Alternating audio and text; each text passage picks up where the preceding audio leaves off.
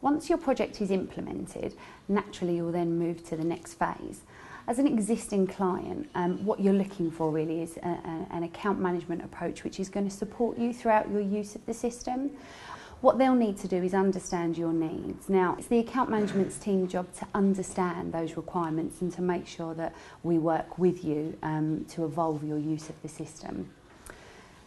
As an account manager myself, there's many areas in which we can help our users of the system to get the most value for money. The first area that account management can help you with is training. Now, when you go through the implementation phase, any good supplier will have trained your users to use the system well and make sure that they feel confident in actually not only administering it on a day-to-day basis, but again, as the needs of your business change, feeling fully confident that they can use the system as your business changes, as you get new staff, perhaps you're looking to utilise areas that you didn't use originally. That's where your account manager can recommend training that will be relevant to the products that you've got, but also looking at the way that that training should be delivered. Your account management can absolutely be a resource for that, and understanding your needs and making suggestions and recommendations based on their experience with the other clients. Another area in which we tend to help our clients is in terms of sort of issues and the support side of things. Now, we all recognise that with any software there's going to be issues. So the mark of a good supplier will be those that actually support you through any issues or problems that you might have there. What you really want to be looking for is an account management team which will support your use of making sure things happen as and when they should do, so not just timely but actually making sure that the resolution's the right one. Another area in which the support staff can help you is around additional modules. So when your needs change, so you may have purchased an initial basic system and then moving forward actually we're looking to get more out of the system, thinking about additional modules that may surround what you've purchased.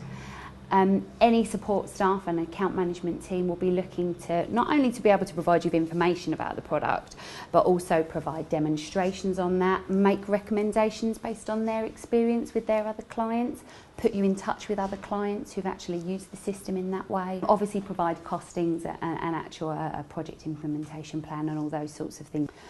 When you're querying in terms of which supplier you should pick and who you should be looking to go for, one of the key areas is how the product moves and evolves. So when we're thinking about things like product enhancements, so say for instance from a legislative perspective, one key question to ask is really how will you provide us with those updates? How will you make sure that we remain compliant? So firstly we need to understand how are those updates delivered. All these things are something that really you should be thinking about. On the flip side of that, thinking about things like product enhancement, so the actual functionality of the system. So will your supplier commit to making changes and enhancements and making your product better? It's really important that you understand whether that's actually going to happen, and if it does happen, how that will be delivered to you.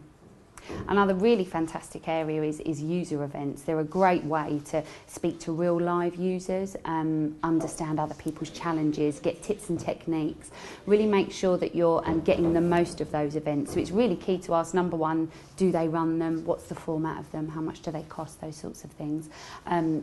Next along, thinking about things like support. So actually when those issues arise, the support desk, we need to understand the detail around the support desk. So questions I would be asking are things like, where are the support desk based? Now we always recommend a UK-based support centre.